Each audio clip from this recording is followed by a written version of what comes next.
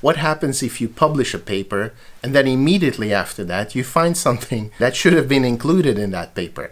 Some quite important piece of information that would have made that paper much better.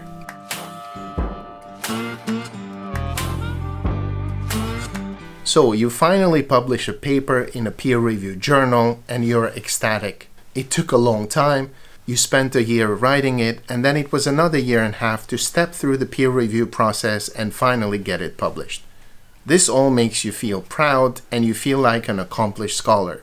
And this is when you usually find some other piece of information that would have fit the original article perfectly. And then you're thinking, oh my God, did I publish this too soon? Should I have waited for a little longer to get all these other pieces of information? And there are different ways to think about it. Me personally, I don't think this is a problem at all. It's actually almost inevitable, because by writing that article, you actually start paying attention to many other details that are related to that.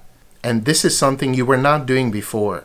It is by writing the article that your attention focuses, and you start noticing things you haven't noticed before. And so this is why you start finding new material. Okay, but that does not change the fact that you actually publish something and then you find material that should have been published in that article. So what do you do about this? And I think that you can do two things. One is that you do nothing. You leave that new piece of information alone and you go on with your life. But the other thing you can do is that you write a new article and you base it on this new piece of information.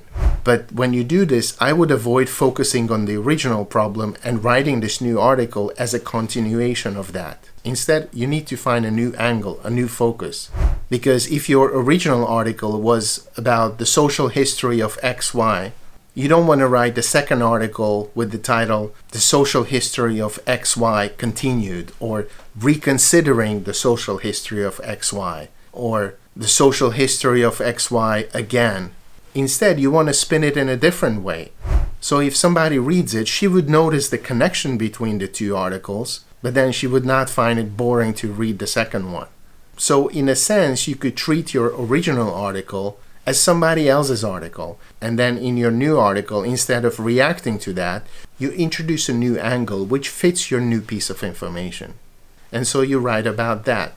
This way, the two articles would be complementing each other rather than making the readers feel that they're lacking something when they only read one of them.